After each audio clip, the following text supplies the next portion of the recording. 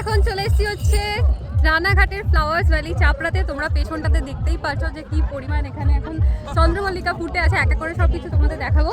এই যে দেখো লাইন দিয়ে চন্দ্রমল্লিকা। কেমন লাগছে মেশো? অপূর্ব। তবে এখন ফুলের সংখ্যা অনেক কমে গেছে। হ্যাঁ তা ঠিক। তো আমরা এখন এখানে সারাদিনটা না কিছুক্ষণ দেখবো, দেখে তারপর আমরা অন্য জায়গায় যাবো। রানাঘাটের চাপড়া এই জায়গাটা একটা প্রত্যন্ত গ্রাম। লাস্ট 2 বছর ধরে সোশ্যাল মিডিয়ার দৌলতে জায়গাটা ভীষণভাবে পরিচিতি পেয়েছে। তার কারণ এই ফ্লাওয়ার্স ভ্যালির জন্য।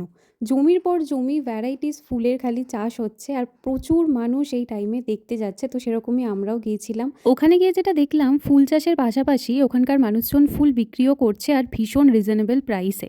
তো ওখানে কি ফুল ছিল না, রজনীগন্ধা থেকে শুরু করে গোলাপ, ডালিয়া, চন্দ্রমল্লিকা, লোকাল জিপসি, আরও প্রচুর রকমের, বলে শেষ করা যাবে না। তবে হ্যাঁ, এখন ফুলের সংখ্যা অনেকই কমে এসছে। ওরা যেটা বলছিল যে 25শে ডিসেম্বরের টাইমে যদি যাওয়া যায় তাহলে নাকি আরও প্রচুর ফুল দেখা যাবে।